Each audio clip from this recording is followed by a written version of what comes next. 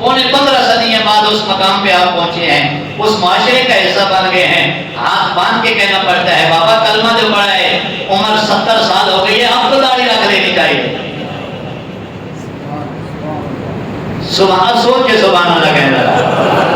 ہاں، اب تو ہمیں مسلمانوں کو ساری زندگی گزر گئی علماء کی، اور روز مسائل بیان کرتے ہیں نماز کی، نماز پڑھنا لازم ہے، نہیں پڑھنا تو اتنی فضیلت والا عمل ہے، نہیں پڑھیں گے تو گناہ گار ہوں گے۔ کیا سارے مسلمان نمازی بن گئے ہیں؟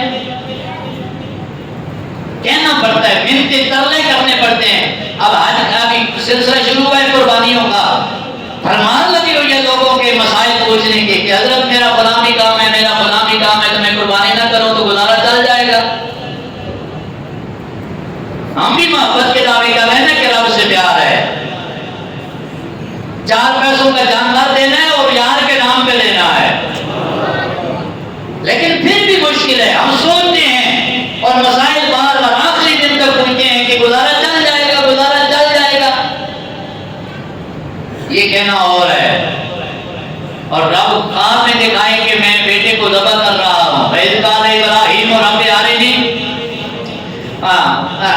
حضرت ابراہیم علیہ السلام، یا بنی إِنِّي أَرَىٰ فِي الْمَنَامِ أَنِّي أَذْبَحُكَ فَانظُرْ مَاذَا تَرَىٰ، بیٹے میں نے خواب میں دیکھا ہے کہ میں تمہیں رب کے نام پہ ذبح کر رہا ہوں، تو کیا پروگرام ہے؟ آگے پتر بھی تو اسماعیل ہے نا۔ جب ہم نے سوچ سوچ کے قربانیاں نہیں ہونا تو وہی پتر ہمارے بڑے ہو کے کہتے ہیں ابا جی نے ساڑھے واسطے کیتا کی ہے،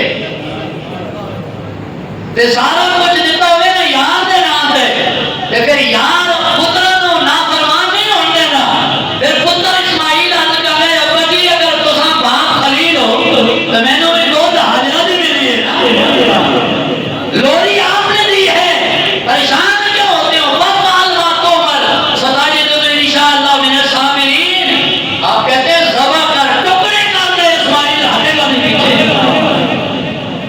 جب رب کے نام پہ آپ کی زندگی گزری ہوتی ہے نا تو پھر میرا رب بھی تو کریم ہے، تو سبحان اللہ، پھر رب نوازتا تو رب کو صرف دیکھتا ہے۔ رب نہیں فرماتے میں ابتلیٰ ابراہیم ربہ بکلمات فاتمہن، ہم نے ابراہیم کو آزمایا اور انہوں نے آزمائش پوری کر دی، مالک پھر صلہ کیا ملا؟ فرمایا انی جاعلک للناس اماما، ہم نے سارے انسانوں کا امام بنا دیا۔ آج تک خلیل کا ذکر ہو رہا ہے کہ نہیں؟ گلی گلی ہو رہا ہے کہ نہیں؟ کوئی حاجی